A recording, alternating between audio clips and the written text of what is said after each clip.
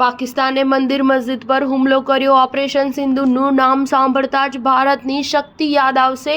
PM Modi Jammu કાશ્મીરની મુલાકાતે ગયેલા વડાપ્રધાન નરેન્દ્ર મોદીએ 6 જૂન રિયાસી જિલ્લા સ્થિત ચિનાબ નદી પર બનેલા વિશ્વના સૌથી ઊંચા ચિનાબ બ્રિજનું ઉદ્ઘાટન કર્યું. આ bridge Udhampur Srinagar Baramulla railway link પ્રોજેક્ટનો સૌથી મહત્વનો ભાગ છે. આ પ્રસંગે તેમણે કહ્યું કે આપણો અંજી બ્રિજ એન્જિનિયરિંગનો સૌથી સર્વશ્રેષ્ઠ નમૂનો છે.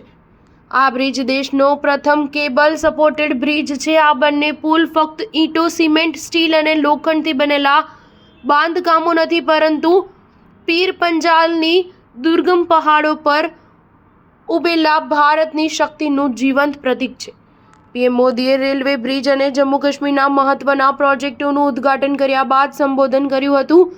આ દરમિયાન તેમણે પહલગામ આતંકવાદી હુમલાની ટીકા કરી કહ્યું કે પાકિસ્તાને કાયરતાપૂર્વકનો આ હુમલો કરીને માત્ર માનવતા જ નહીં, કાશ્મીરિયત પર પણ વાર કર્યો છે.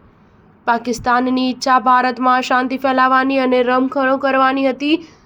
તેણે કાશ્મીરના ગરીબોની રોજીરોટી છીનવી લેવા માટે આપણા દેશના પ્રવાસ ઉદ્યોગને નબળો પાડવા માંગે છે. આતંકવાદીઓએ આદિલ નામના એક સ્થાનિક વ્યક્તિની પણ હત્યા કરી છે. આ યુવક પરિવાર માટે મહેનત કરતો હતો. આ હત્યા તે વાતનું પ્રમાણ છે કે આતંકવાદ માત્ર નિર્દોષોને નિશાન બનાવે છે. તેમણે કહ્યું કે 6 જૂન આપણને તે ઐતિહાસિક રાતની યાદ અપાવે છે જ્યારે ભારતે આતંકવાદ સામે નિર્ણાયક કાર્યવાહી કરી હતી. તેમણે કહ્યું કે યાદ રાખજો 6 મેની રાત્રે શું થયું હતું. હવે જ્યારે પણ પાકિસ્તાન ઓપરેશન સિંધુનું નામ સાંભળશે તેને ભારતની શક્તિ યાદ આવી જશે.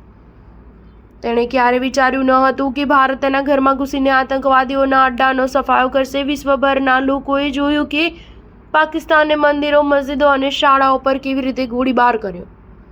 ઉલ્લેખનીય છે કે વડાપ્રધાને જમ્મુ કાશ્મીરની મુલાકાતે પહોંચી ચિનાબ બ્રિજનું ઉદ્ઘાટન કર્યું હતું. ચિનાબ બ્રિજ દુનિયાનો સૌથી ઊંચો રેલવે આર્ચ બ્રિજ છે જે કાશ્મીર ઘાટીને આખા ભારત સાથે દરેક ઋતુમાં રેલ સંપર્ક પ્રદાન કરશે અને કટરા શ્રીનગર યાત્રાનો સમય ઘટાડશે. સ્ટાર ન્યૂઝ 7 હંમેશા સચ્ચાઈની સાથે.